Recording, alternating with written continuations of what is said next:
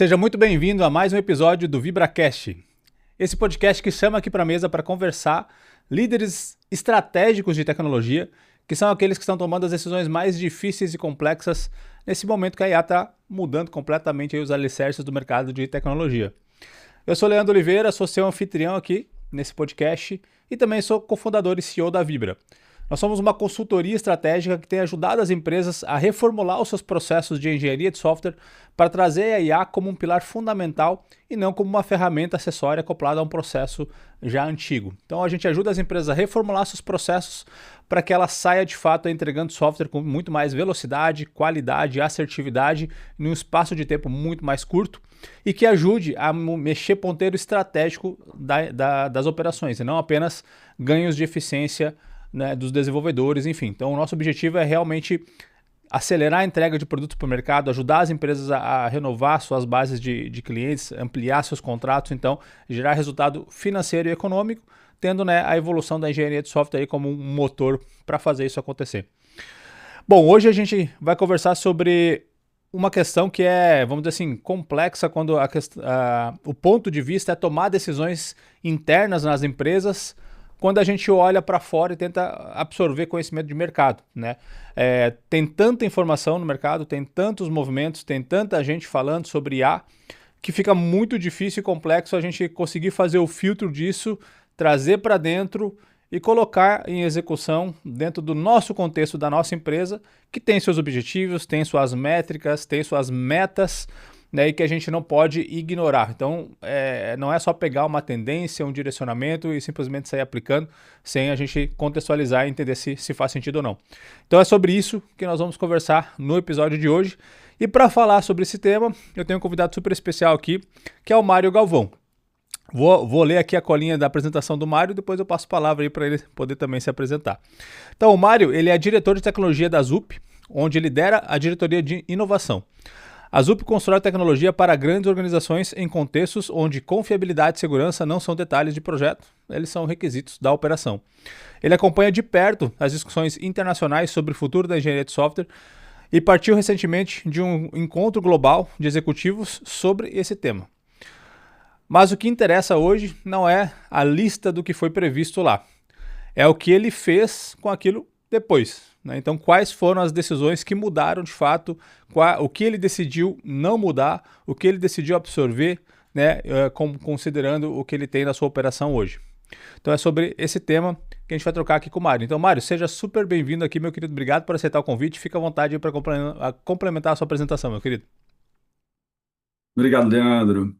Prazer, pessoal. Sou o Mário Galvão, né? Como o Leandro comentou, sou diretor de tecnologia na Zup, que é a empresa do grupo do Itaú. Estou há 20 anos aí no mercado de tecnologia. Participei desse evento do Gartner, que chama Gartner Application Innovation and Business Solutions Summit. Foi muito interessante, acho que trouxe uma visão bastante realista de como as empresas estão falhando com IA também, né? E qual é a melhor estratégia para gerar valor de negócio e não falhar com os de IA, sair do piloto e conseguir realmente ter entregas importantes em produção que geram valor para o negócio. Então, espero que eu possa trazer alguns insights interessantes para vocês no papo aqui de hoje. Maravilha, Mário. Eu tenho conversado com diversos executivos de tecnologia como você e acho que uma das discussões que está comum nas falas é sobre essa falta de benchmarking super estruturado, sobre essa questão de ser difícil encontrar um padrão que está gerando resultados realmente assim sólidos. Tem ganhos, tem iniciativas com ganhos pontuais, tem muito erro e muito aprendizado, como você falou, né? Os erros têm sido fundamentais agora para a gente aprender e tentar daí chegar no resultado correto. Então acho que esse tipo de conversa que a gente vai ter aqui, acho que vai ilustrar muito sobre essa dor, que é uma das que executivos como você estão né, tendo que lidar no mercado hoje. Então, e o objetivo do nosso papo hoje aqui, Mário, é ser bem direto, né, para que outros executivos possam tentar tirar insights bacanas, importantes hoje, para já usar na sua operação já no dia a dia. Então vamos lá, já direto para nossa primeira pergunta. Então, Mário, vamos lá, diz para nós aqui, cara, você que participou recentemente desse encontro aí da Gartner, onde reuniu, né, executivos de todo mundo, né, não é uma coisa pontual, e a Gartner é uma referência global para para quem está olhando para todos esses movimentos de IA, né? Então, a intenção aqui é o que que você foi buscar lá, então, trazendo o teu ponto de vista pessoal, né? E o que que mais destacou que você esperava encontrar? Perfeito, Leandro. Acho que o que eu fui buscar lá não foi previsão, foi critério, né? A gente é bombardeado o ano inteiro por promessas sobre IA. E o que eu queria era calibrar meu próprio filtro, né? Entender o que que os grandes players estão fazendo de fato, colocando em produção, o que que ainda é piloto, é, e contra o que vale a pena comparar as apostas, né, que eu venho acompanhando de perto. Então, o que mais destoou na minha percepção foi justamente o tom. Assim, eu esperava encontrar um evento bastante eufórico, com novidades das coisas que a gente vai ter nos próximos anos, e encontrei dados um pouco mais sombrios, digamos assim, né? Então, vou dar alguns exemplos aqui. O dinheiro entrou em 2026, a gente já tem um gasto global de 2,5 trilhões de dólares Caramba. com IA nas empresas, né? Mas mais de 90% das iniciativas estão em piloto. Só 5% chegaram à produção e uma parte desses 5% é que de fato geraram o valor esperado de produção. Então é um número ainda muito pequeno. Acho que a grande maioria das empresas está passando por essa trajetória de conseguir sair do piloto e de fato gerar valor em produção, né? Uhum. Uma previsão mais dura ali também do evento, né? Até 2029, mais de 70% das iniciativas de agente empresarial vão falhar, né? Gartner Caramba. prevê que se a gente não tiver bons critérios de aplicação das soluções, a tendência de falha é maior. E não é por falta de tecnologia, mas sim por má aplicação mesmo, tá? E uma outra manchete, assim, bem contra-intuitiva, que acho que vai de encontro com o que muitos executivos de tecnologia hoje talvez divergem de opinião, o Gartner prevê um aumento do volume de desenvolvedores e não uma diminuição, né? Qual que é o argumento para isso? Eles usaram ali o paradoxo de Jevons, né? O paradoxo de Jevons ele surgiu em 1800 e pouco ainda, né? Na época da indústria dos motores a vapor que usavam carvão como combustível. Então, o que aconteceu naquela época? Eles conseguiram fazer um motor mais eficiente que consumia muito menos carvão. Então, todo mundo acreditava que o consumo de carvão iria diminuir globalmente, pelo mundo inteiro, porque agora os motores eram muito mais eficientes. E o que aconteceu foi o oposto. Como o motor era mais eficiente, valia mais a pena resolver problemas usando motor de vapor com base no uso de carvão. Então, o volume de motores aumentou globalmente. Uhum. Logo, o consumo de carvão também aumentou. Ó, Isso se repete historicamente em diversas situações, né? Por exemplo, caixas eletrônicos nas agências bancárias. Foi o mesmo efeito, você otimiza a operação de uma agência, o que viabiliza um banco a ter várias agências, e ao longo do tempo o número de funcionários nos bancos aumenta também. Planilhas para contadores. E na área de tecnologia, a gente já presenciou isso em outros momentos, né? Cloud, que abstrai toda a parte ali de servidores, as linguagens de programação, e agora a inteligência artificial também vem como um componente que ajuda aqui a reduzir o custo unitário de software, que faz com que mais problemas possam ser resolvidos com software, porque viabilizou o custo, logo a demanda aumenta e, portanto, mais engenheiros. Então, essa é uma previsão que acho que vai bastante contra o que muitos executivos acreditam hoje, né? sim. Então, acho que, de modo geral, assim, um resumo do que eu ia trazer para você é que acho que o evento não foi muito voltado a mostrar o que a IA vai ter de novidades, mas sim o que a gente precisa se precaver, estar preparado no mundo empresarial para não falhar com o IA e tomar boas decisões para gerar valor de negócio. Muito interessante ver o recorte que você trouxe dos dados, né? Basicamente, a gente tem IA gasta bastante, a falha é praticamente certa e a mão de obra que a gente achou que não ia precisar mais tanto, vamos precisar mais do que a gente imaginava. Então, realmente, é um contexto que sai um pouco fora do que a gente estaria esperando, né? É, Exato. e olhando aqui um pouco para esse cenário dos pilotos que você comentou, Mário, a gente tá. Você foi um dos que a gente convidou até para estar, né, com a gente quando a gente lançou o conceito de squad cognitivo no mercado, né? Na época lá, você apresentando uma solução até e as iniciativas que vocês estavam fazendo na ZUP e com o Itaú. E isso, cara, se a gente lembrar, acho que foi agosto do ano passado, né? Então a gente está falando de um ano. De um Exato. ano, exatamente agora, um ano desse primeiro movimento que a gente até fez em conjunto aí. E realmente, eu acho que os pilotos eles ainda estão, né, representando a maior parte das iniciativas, porque ainda está em tempo de concluir os pilotos. E a gente vê muito isso também ali, em relação à consultoria que a Vibra leva para o mercado agora, ajudando as empresas nesse movimento, né, da evolução da engenharia de software com IA.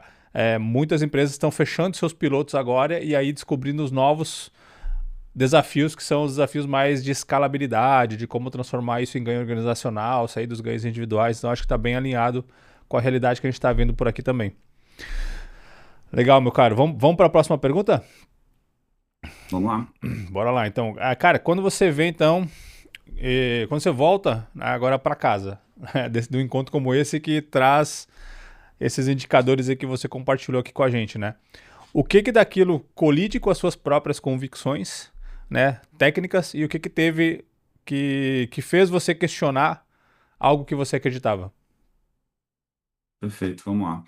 Acho que a colisão mais forte que eu tive foi o seguinte, né? A gente acreditava muito que o caminho para ter times de alta performance que usam IA para engenharia de software era começar pela adoção de coding agents, né? Ferramentas que ajudam a geração de código, para que o desenvolvedor consiga mais rapidamente fazer uma tarefa de desenvolvimento e depois partir para um modelo mais agente, ou mais cognitivo, enfim, cada empresa adota uma nomenclatura, mas no modelo em que eu delego mais para a inteligência artificial executar tarefas por completo, com alguns pontos de revisão no meio, né, baseados numa intenção lá de trás. Então, o Gartner classifica isso em três grandes etapas, né? Ele coloca como software engineer 1.0 o tradicional, que é feito tudo à mão. O Uhum, 2.0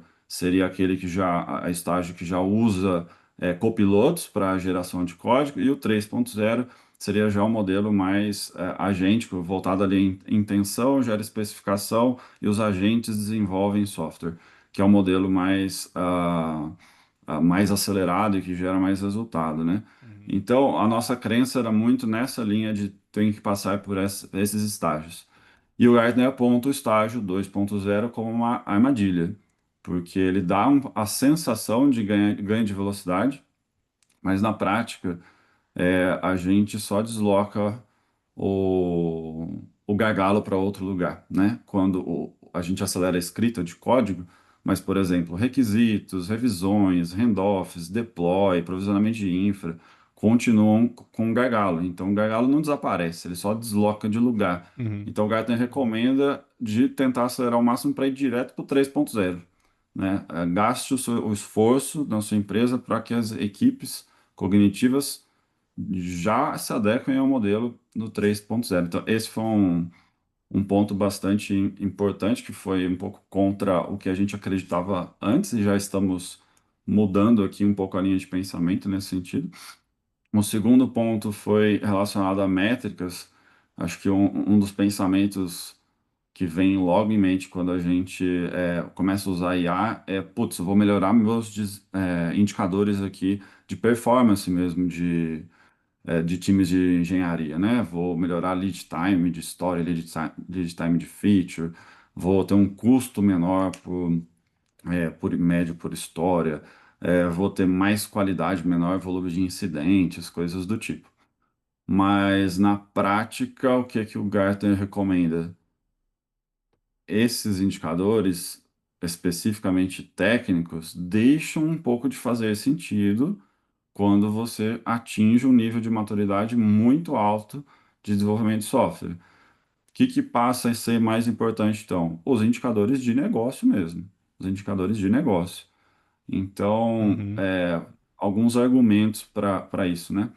Antes era muito importante eu definir super bem o que eu vou fazer em termos de engenharia de software para entregar um produto digital, por exemplo, porque eu não podia errar no produto. Era 6 meses de investimento, uma equipe muito grande. Agora não, eu tenho mais graus de liberdade para errar porque eu construo muito rápido uma solução para poder testar em produção e ver se vai dar o resultado esperado ou não. Então, a a velocidade ela passa a ser já mais natural, que seja rápido e tá tudo bem, mas pode ser que eu faça um projeto que eu não vou gerar valor em produção, enquanto se eu fizer um outro projeto eu vou gerar valor em produção. Então vamos olhar para o valor em produção, vamos Uhum. olhar para os indicadores de negócio. Então esse também foi um ponto que eu achei bastante interessante e acho que faz muito sentido, né? E teve um momento que, mais do que colidir, me marcou um pouco pessoalmente também, foi o caso do Itaú, que foi citado no palco, né, sobre Uhum. um exemplo de time que já tem uma execução 100% autônoma para um determinado fluxo, ou seja, não tem humanos mais, né, o fluxo vai por completo feedbacks do usuário, que alimentam uma base de dados e diariamente os agentes analisam, geram especificações do que precisa ser melhorado no sistema, executam, fazem deploy em produção numa esteira 100% autônoma. Então, acho que foi bastante emblemático para mim, que faço parte aqui do grupo do Itaú, né, de ter tido isso lá no evento, e acho que simboliza um pouco do caminho que a gente está percorrendo aqui. Caramba! Primeiro, parabéns, Mário. Sensacional, cara, essa citação aí do Itaú, o trabalho de vocês, essa esteira autônoma. Ô, meu querido, parabéns aí de verdade pelo feedback da própria Gartner, né? E pelo trabalho que vocês estão executando, cara. Fico muito feliz pelo amigo. É, Obrigado. os pontos que você citou aqui, para você que está nos vendo aqui, eu estou escutando o Mário, né? Aprendendo com os feedbacks que ele está trazendo do evento agora. Eu não li, não me informei antes, justamente para poder ter essa surpresa aqui, né, aqui durante o nosso podcast. Fazendo um paralelo, né, com o que a gente vem falando e fazendo na Vibra, dois pontos que você citou para mim foram bem gratificantes, que significa que o que a gente tem feito por aqui também tá alinhado, né? O, o primeiro deles que me chamou a atenção ali foi a questão do. Quer dizer, o primeiro não, vou começar pelo último ali, que foi a questão de mudar os indicadores, né? Muda-se os indicadores que você tem que olhar. A gente vem ouvindo muito do mercado, falando agora a mercado nacional, né? Sobre a questão da IA não gerou ROI, a IA só consome tokens, a IA. Cara, a IA só vai fazer isso quando você não está direcionando o poder dela para mexer o indicador correto, né? Isso a gente vem falando desde o ano passado que a gente começou a levar esse conceito para o mercado sobre olhar o time to market, né? Como é que você acelera isso, como é que você sustenta uma base, ou seja, diminui o churn dos teus contratos porque o teu concorrente levou uma solução mais rápida para o mercado. Então, a sustentação de base é tudo que gera, né, reflexo em indicadores de fato econômicos da operação, né? Seja faturamento, seja EBITDA, seja lucro líquido, né? De fato, negócio e menos, né, aquelas questões técnicas, né? E o primeiro ponto que você falou, eu vi, isso na verdade eu vi de algum conteúdo no LinkedIn, já fazem, acho que foi no final do ano passado, sobre essa questão dos níveis de maturidade da IA, e ele sinalizava lá o desenvolvimento agêntico como nível avançado, né? Que é o que a gente leva, né, com o conceito de squad cognitivo. Então, e a gente olhando as empresas que já estavam fazendo iniciativas com IA, a maioria está nesse segundo ponto que você falou ali que a Gartner classificou como armadilha, que a gente vê que gera às vezes ali 20 a 40% de ganho em alguns indicadores ali em termos de velocidade e desempenho, porque melhorou o trabalho do dev, acelerou o volume de geração de código. Porém, é aí que mora a questão de, cara, a IA só me está gerando custo e não está me gerando resultado, né, de fato financeiro para a empresa econômica, né? Então, a hora que você pula para o próximo, aí a maquininha começa a girar para o lado correto. Então, cara, fico bem feliz aí que, né, os indícios estão no caminho correto que a gente tem trabalhado aí também na Vibra, cara. Muito bom. Igual, Leandro. Vamos lá para a terceira, então. Para que parte do que você viu lá, Mário, se torne viável na prática? O que precisa mudar na forma como os líderes de tecnologia pensam confiabilidade e segurança? Acho que esse é um tema bem importante também que o pessoal tem citado sobre a IA, né? A governança, a confiabilidade, segurança. Perfeito, Leandro. Esse foi um tema bem central do evento do Gartner e fez a gente refletir muito aqui, né? É, o Gartner fez até uma fórmula de como gerar valor com os de IA e a base dessa fórmula tem lá confiabilidade, tem segurança, tem algumas coisas que não podem falhar e se uma delas falhar, a sua base é zero, logo o resultado é zero também. Então, acho que é um tema bastante importante. Então vamos lá, acho que na minha leitura aqui são quatro mudanças de mentalidade que todo líder de tecnologia vai precisar fazer. A Uhum, primeira, o ciclo deixa de ser linear e vira duas fases, né? Como eu comentei, intenção e implementação. Na fase de intenção, humanos declaram o que querem, especificações vivas ali com critérios de aceite, restrições, etc. E na de implementação, os agentes executam dentro de uma plataforma. É, o conceito que eu mais gostei, fricção com propósito. Você não tira o humano do processo. Você posiciona o humano por risco e criticidade. Então, se uhum, for algo de baixo risco, baixa criticidade, você delega mais para IA executar o trabalho. Quando é maior risco, maior criticidade, o humano precisa revisar passo a passo no detalhe, né? Então, um pouco desse é o pensamento e essa mudança de sair de um ciclo linear para esse novo ciclo com essas duas fases é uma mudança custosa e é trabalho, no meu ponto de vista, de liderança de tecnologia, né? uhum, Pois o segundo ponto. Confiança vira artefato de engenharia, não esperança, né? Então, existem algumas técnicas que devem ser aplicadas e que o Gartner recomenda como assim super importantes para garantir confiabilidade de uma solução. Uma delas é o Eval Driven Development, né? É o EDD, seria o equivalente ao TDD, o Test Driven Development, mas para o mundo de IA. Como é que eu garanto testes de uma solução agêntica se a resposta ela não pode, nem sempre ela é a mesma, né? Pode ter variações, porque a IA, se eu construir um chatbot ali que conversa com o usuário, vai depender muito da conversa, vai depender muito do modelo que eu estou usando, a resposta pode variar um pouco. Mas eu consigo também usar uma outra IA para poder validar se aquela resposta está ok ou se não está ok, por exemplo, né? Que é uma técnica chamada LLM as a Judge, né? Você ter um agente que valida o outro. Esse uhum, é uma das formas. Eu posso ter checagens determinísticas em alguns contextos, assim, para garantir que a IA está dando números corretos quando o usuário pede, por exemplo. Ou quando eu peço para registrar um chamado, eu posso conferir se o chamado foi registrado no meu sistema via Custom Tools e por aí vai. Então, existem algumas formas de fazer essas checagens para garantir que a solução de fato está respondendo da forma correta. Então, na visão do Gartner, e a confiança virar artefato, por quê? Porque eu tenho que ter isso já by design. Quando uhum, eu for desenhar a solução, eu já tenho que definir quais são os critérios de aceite de evaluation no meu definition of done de cada tarefa. E implemento isso e os agentes executam os testes e validam se a solução está de acordo com o que era o resultado esperado. A uhum, cada nova evolução da solução, novamente, roda aquele evaluation para garantir que eu não estraguei nada, que continua atendendo às expectativas originais desde o início. Então, acho que o mercado tende agora a passar a olhar mais para confiança como uma parte da entrega da engenharia de software. uhum, O terceiro aspecto é respeitar a matemática do não determinismo. Esse eu achei um ponto muito interessante, que é o seguinte: cada agente de IA raramente passa dos 85% de assertividade, né?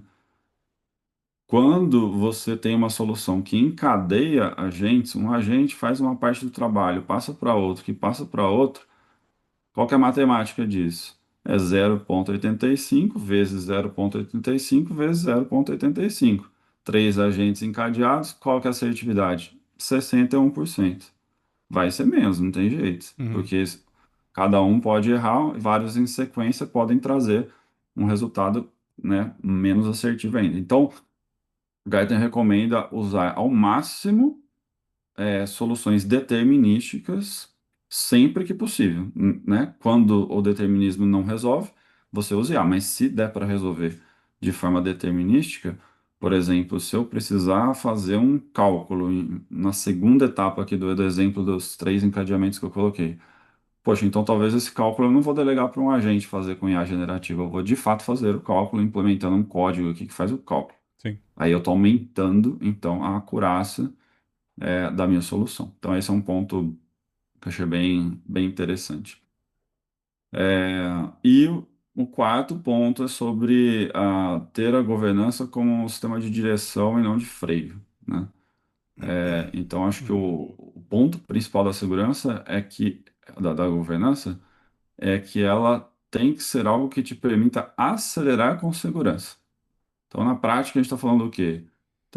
Gateway para agentes e servidores MCP, curadoria do que o agente pode acessar, o que ele não pode, né, trilhas de auditoria das decisões. Então, tem uma série de questões que permeiam a governança para garantir que você possa escalar com segurança uma solução dentro da sua organização. Imagina só, né, você escalar um produto que estava em piloto e de repente descobre que tem milhares de usuários tendo respostas erradas ou tendo problemas em produção. Então, acho que é um pouco nessa linha de garantir que as soluções que mais gerem valor, elas tenham uma base boa de governança para garantir que ao escalar vai ser seguro. Muito bom.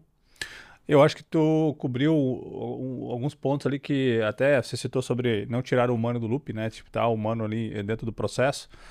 E essa questão do. Quanto mais agentes encadeados, mais para longe do resultado correto vai, né? Porque diminui ali a probabilidade de acerto. Então, ou ir para soluções determinísticas ou entrar com o humano ali como um validador, né, da direção correta, né? Esse é um ponto que a gente vê ali que tem tido bastante assertividade quando a gente mantém, né, o humano no processo. Cara, muito legal. Pô, super rico o evento e os direcionamentos que o pessoal tem trazido. Aí, junto com você, Mário. Vamos para nossa quarta perguntinha, então, aqui. Depois de tudo isso, Mário, o que você já incorporou na forma de pensar a tecnologia? O que você já descartou, né, como modismo e o que ainda está observando aí com cautela? Vamos lá, então. É, acho que de um modo geral a mensagem principal foi assim, temos que ter o cuidado em de fato gerar valor, né? Então, mais do que dedicar a nossa energia para acelerar o uso de IA nas empresas, a energia tem que estar mais focada em buscar as oportunidades que realmente geram valor para colocar foco no uso de IA, com o objetivo de geração de valor. Então, esse talvez é o eixo central. Com base em tudo que eu vi lá no evento, né? Eu vou citar aqui algumas coisas que eu incorporei no meu dia a dia e que a gente já está utilizando, outras que descartei com modismo. E algumas para a gente observar, monitorar, para acompanhar se em algum momento vão fazer sentido. Uhum, Então vamos lá. As que eu incorporei aqui, né? Especificações, como um artefato central do desenvolvimento, né? Spec Driven Development. Essa é talvez uma base que foi mais natural aqui de acontecer e já é realidade na maioria dos nossos times. O Event-Driven Development é algo que a gente ainda está trabalhando para atingir um bom nível de maturidade. Temos algumas iniciativas já mais maduras nesse sentido, mas a gente já está colocando bastante energia para ser algo mais padronizado, digamos assim, né? Todo time que entrega uma solução baseada em IA deveria já ter os seus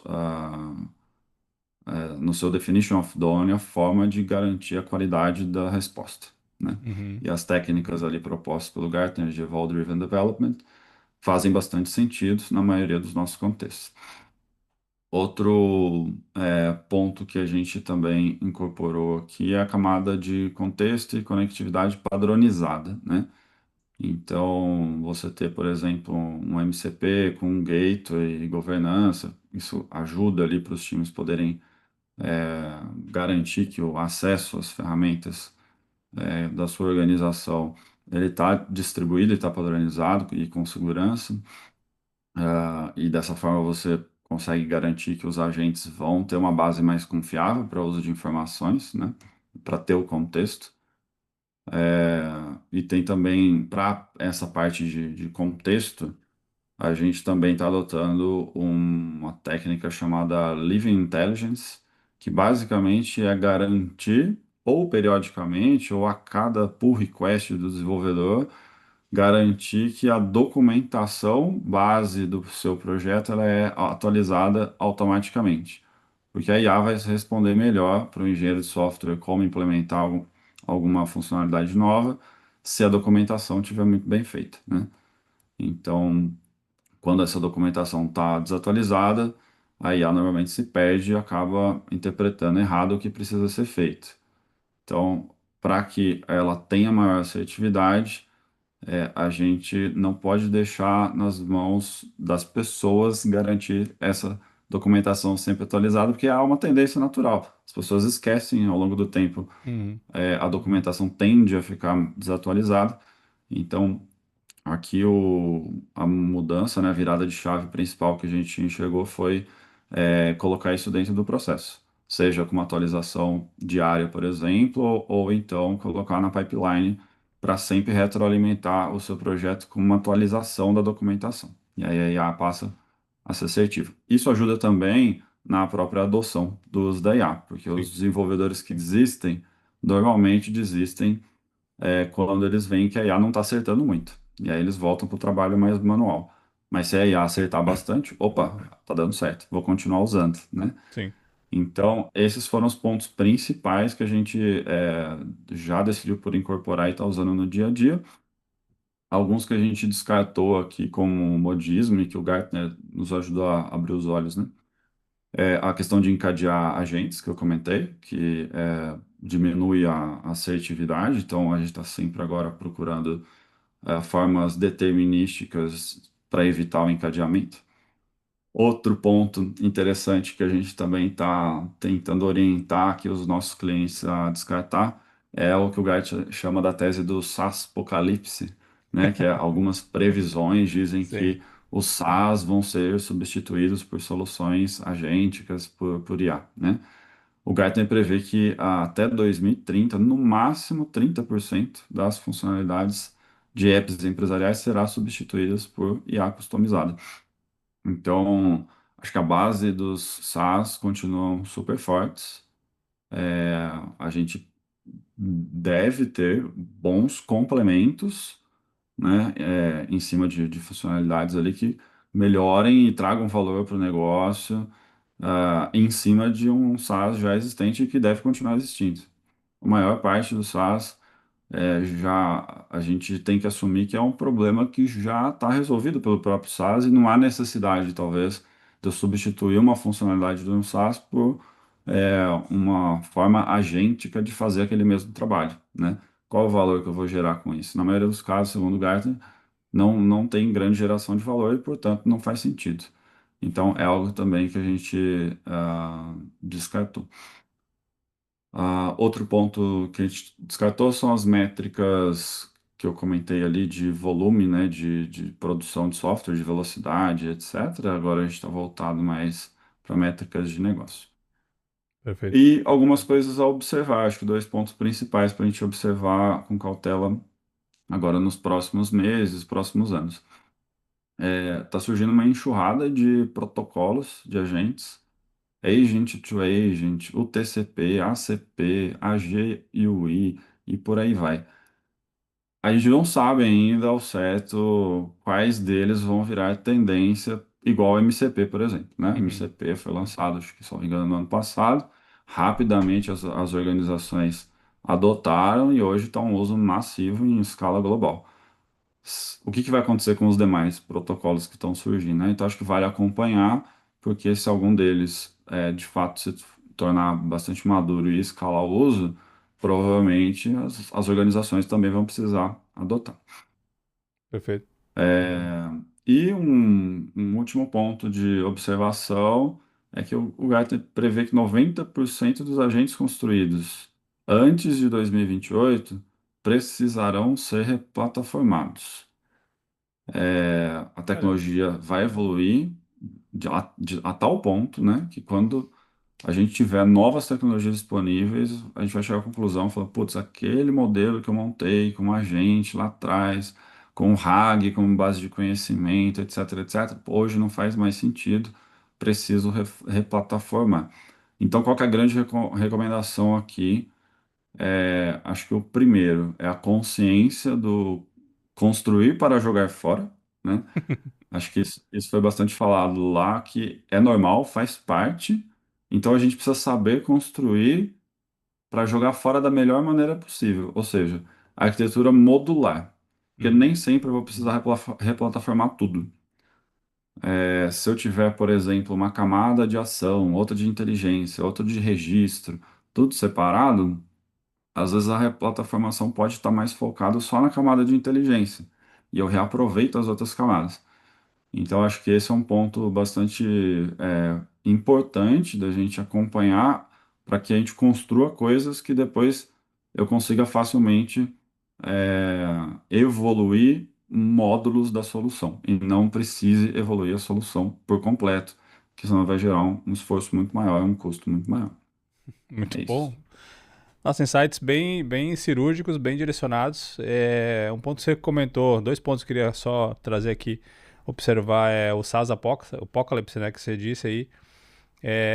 Com certeza, né, não vai ser um abandono. A gente já vê iniciativas de algumas empresas pegando algumas funcionalidades de um SaaS e resolvendo internamente com seus próprios sistemas Vibe Code, enfim. Mas quando a gente fala de SaaS e SaaS com complexidade elevada, né, com nível de maturidade já super avançado, tipo, não é um vibe coding que vai substituir um SaaS completo, né? Então acho que isso é muito claro e com certeza o apontamento aí que a Gartner trouxe faz sentido. E o que você trouxe agora por último, Mário, para mim é muito claro. É a questão do construir para se desfazer, né? Ou sabendo que você pode se desfazer em curto prazo, porque está evoluindo muito rápido, né? Até semana passada a gente estava na Senior, que é um dos nossos clientes que a gente está fazendo a consultoria e tá, a gente faz ali diversos workshops, né? E um dos pontos que a gente levou para o pessoal, houve um questionamento que daí o Everton respondeu assim: eu tenho a resposta para agora. Se me perguntar isso daqui 6 meses, pode ser que essa resposta já não seja mais essa a resposta, entendeu? Porque está evoluindo, avançando tão rápido que realmente o que a gente faz hoje pode ser que já não sirva para daqui 3, 6 meses e muito menos para daqui um ano, né? Porque a gente já foi atropelado aí pelo andamento do mercado. Muito bom, Mário. Insights muito bons. Para quem está acompanhando aqui, com certeza vai poder aproveitar bastante na sua operação. Mário, vamos para a pergunta final aqui para a gente encerrar a nossa conversa. Eu queria que você só trouxesse 3 pontos que um líder de tecnologia deveria estar olhando agora e que, né, não estão na pauta da maioria, no teu ponto de vista. Perfeito, Leandro. Vou trazer minha recomendação aqui, então. Acho que são 3 pontos, na minha visão, bastante relevantes para esse novo mundo aqui com o IA. Primeiro, né, o foco ali em ter contexto e não necessariamente importa qual é o modelo, qual é a ferramenta, etc. Mas o contexto ele é importante para que os times saibam trabalhar com IA, para que a IA dê um bom resultado. Então, acho que vale olhar para técnicas como grounding engineering, por exemplo, garantir essa questão das specs vivas, como eu comentei ali com Live Intelligence, camadas semânticas sobre dados, para garantir que uma solução consiga consultar dados em tempo real através de métricas já previamente definidas. Então, tem uma série de técnicas relacionadas a garantir contexto para que um agente saiba do contexto da sua organização ao executar qualquer ação, né? Então, esse acho que é um ponto importante. Como que eu faço para garantir contexto nas minhas soluções com os de IA? O segundo, como eu já tinha comentado na outra pergunta, é sobre a parte de confiança, né? Como uma engenharia mesmo e não como consequência. Então, como é que a gente garante que os times sabem construir soluções que garantam uma boa assertividade na resposta? Como é que eu garanto que eu tenho um time, né, que é híbrido ali entre humanos e agentes e que consegue ser assertivo e produzir bons softwares? Então, eu acho que a confiança passa a ser algo bastante relevante e que a gente tem que estar de olho, os líderes precisam acompanhar e fazer esse planejamento junto às suas organizações para garantir confiança tanto nos times quanto nas soluções baseadas em IA. E por fim, se planejar para mais dinheiros e não menos, né? Acho que pode parecer controverso enquanto a gente olha para um determinado time e fala assim, poxa, agora com IA, talvez eu não preciso mais de 10 pessoas, eu posso reduzir um pouco o meu custo aqui, né? Mas se há essa grande tendência e a sua própria organização em algum momento vai falar assim, poxa, tá valendo mais a pena agora eu investir em software porque eu preciso passar na frente dos meus concorrentes, eu preciso olhar para o meu negócio, eu preciso disponibilizar a feature nova em produção para ganhar do meu concorrente que está aqui do lado, que já está lançando alguma outra coisa similar. Então, talvez os times tendem a ser menores. O Gartner prevê que o ideal e deve chegar entre 3 a 5 pessoas, mas mais times vão surgir, né? Então, acho que esse planejamento de eu vou reduzir um pouco os times aqui, esse time para poder fazer uma solução usando IA com a mesma eficiência que eu tinha antes com o time grande, e essas pessoas eu vou reaproveitar para fazer uma nova funcionalidade que estava prevista só para o ano que vem, mas vou fazer agora, por exemplo, para acelerar a entrega de negócio, gerar valor para o negócio. Então, acho que esse tipo de planejamento ele é bastante importante para não cair naquela cilada de reduzir times agora para contratar depois de novo lá na frente, quando entender de fato que faz sentido, né? Então, se os líderes já entenderem desde já que esse é o caminho que vai acabar acontecendo no mercado e se planejarem para isso, acho que as lideranças de tecnologia conseguem aproveitar melhor as pessoas que já têm, com o conhecimento que já têm, para já começar a entrar em novas iniciativas e gerar valor para o negócio. Então, acho que o timing aqui ele é importante, né? Essa mudança, no meu ponto de vista, ela já começa a acontecer agora. Perfeito, é. Só recapitulando aqui, então, é contexto, confiabilidade e orçamento suficiente para fazer, né, se preparar para esses movimentos que vão no contrassenso do que era a expectativa de redução, né? E aí eu acho que isso Perfeito. passa também, Mário, pela velocidade e maturidade na tomada de decisão dos investimentos com IA, né? Porque a gente vê muitos conselhos tendo dificuldades de fazer aprovações de movimentos, né? Com a IA muito pela uma expectativa, acho que exagerada em relação ao retorno desse investimento num curtíssimo espaço de tempo. Então, às vezes acontece essa discrepância. Eu acho que os pontos que você trouxe aqui apontam para um cenário de que, olha, o investimento vai precisar existir, quem sabe a redução de headcount que era esperado por muitos não vai acontecer. Claro, são previsões, né? A gente não está cravando nada assim que vai, né? Ninguém aqui é evidente, né? Mas são direcionamentos que fazem sentido, né, com base no que a Gartner está vendo a nível global. Então, acho que é importante sim olhar para isso. E uma vez que a gente se adapte e use da melhor forma para o nosso contexto, a gente consegue tomar decisões melhores para fazer investimentos que vão gerar resultados. Nunca perdendo de vista os indicadores corretos que você falou, né, que são os indicadores do negócio. E não algumas métricas, quem sabe até de vaidade, que começam a acontecer dentro do cenário de tecnologia. Muito bom, Mário, muito bom. Para você que está nos acompanhando até aqui, é esse tipo de conversa que a gente tem aqui no VibraCast com executivos do calibre do Mário, que está ali na ZUP, junto com o Itaú, acompanhando os movimentos globais. E se você quiser ver mais conversas como essas, busca lá no nosso site, vibra2bs.com.br. Lá você encontra os links no VibraCast no Spotify, no YouTube e todas as informações para acompanhar os nossos movimentos aí que a gente vem levando nas redes sociais. Mário, meu querido, muito obrigado mais uma vez, cara, por você ter aceitado o convite, por ter compartilhado todos esses insights que você absorveu lá no evento da Gartner e também trazer o teu ponto de vista, né, como líder estratégico de tecnologia que está tentando absorver da melhor forma esses insights. Então, eu queria te agradecer e te deixar mais um espaço aqui para você fazer a despedida aqui com o pessoal. Eu que agradeço pela oportunidade aqui, Leandro. Acho que foi bastante produtivo, bacana aqui o nosso papo. Fico à disposição para o que for preciso daqui para frente, né? Com novos eventos aí, conta comigo. Queria aproveitar o espaço também só para divulgar que no dia 3 de setembro a gente vai ter também um podcast feito pela ZUP, que vai também abordar temas do Gartner. A gente também vai trazer um executivo do Gartner para participar junto com a gente, né? Chama ZupCast, ali o podcast da ZUP. Ótimo. Então, deixar só o convite aqui para a galera. E muito obrigado mais uma vez, Leandro. Maravilha, meu querido. Então é isso. Nos vemos aí no próximo VibraCast. Tchauzinho.